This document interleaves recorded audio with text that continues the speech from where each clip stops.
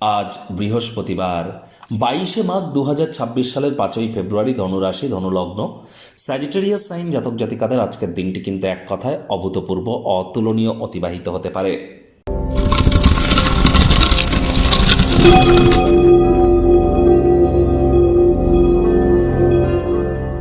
ভিডিওটির শুরুতে স্ক্রিনে আপনারা দেখতে পাচ্ছেন বৃহস্পতির বীজ মন্ত্র ওম গ্রাং গ্রিং গ্রং স গুরাবে নমঃ।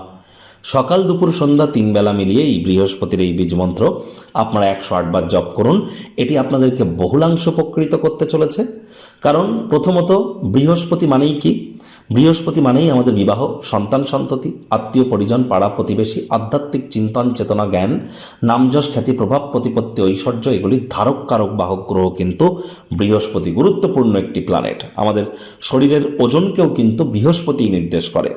তাহলে অবশ্যই বৃহস্পতির নাম জপ ধ্যান আরাধনা করুন। আর বর্তমানে কিন্তু বৃহস্পতি বক্রিয় আছে, একটানা 7.5 বছরের জন্য তিনি অতিচারী হয়েছেন। এজন্য বৃহস্পতির বীজমন্ত্র শুধু আজকের দিন নয়, প্রতিদিন আমাদের 108 বার করে জপ করা উচিত। আজ বৃহস্পতিবার, হলুদ রঙের বস্ত্র সামগ্রীর প্রয়োগ আপনারা বেশি করুন।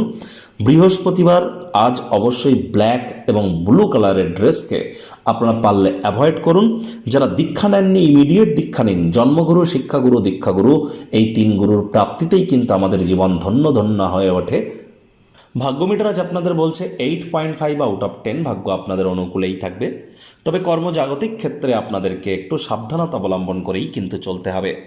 আজ কায়িক পরিশ্রম হলেও শরীর মনে সতেজতা এবং তরতাজাই কিন্তু আপনারা অনুভব করবেন। দীর্ঘদিনের পুরনো রোগশোক থেকেও আজ মুক্তিপ্রাপ্তি করবার দিন, পরিত্রাণ প্রাপ্তি করবার দিন। আপনার জন্য কোনটি ভালো কোনটি মন্দ সেটি তো আপনি খুব ভালো জানেন। কাজেই শক্ত হন, দ্রুত সিদ্ধান্ত গ্রহণের জন্য তৈরি থাকুন, ফলাফলের জন্য তৈরি থাকুন।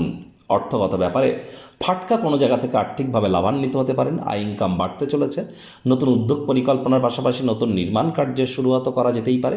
তবে যারা বিজনেসম্যান আছেন আপনাদের বলবো, অন্যের বুদ্ধিতে কোটিপতি হওয়ার থেকে নিজের বুদ্ধিতে ভিখারি হওয়াও কিন্তু অনেক ভালো।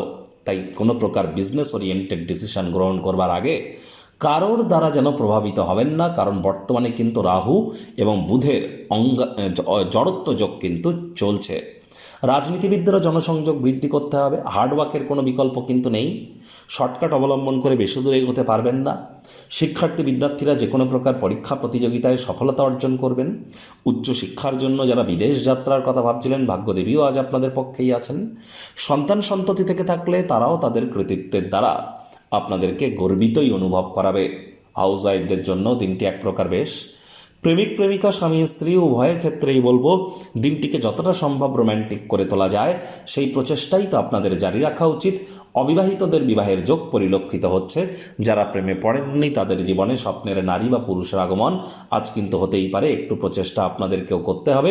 শত্রুপক্ষ, বিরোধী পক্ষ আজ কিন্তু খুব একটি শক্তিশালী থাকছে না। পরিবার পরিজন, নিকটস্থানীয় ব্যক্তিবর্গ, বন্ধু স্বজন সকলের সাথেই ভাব ভালোবাসা বাড়বে।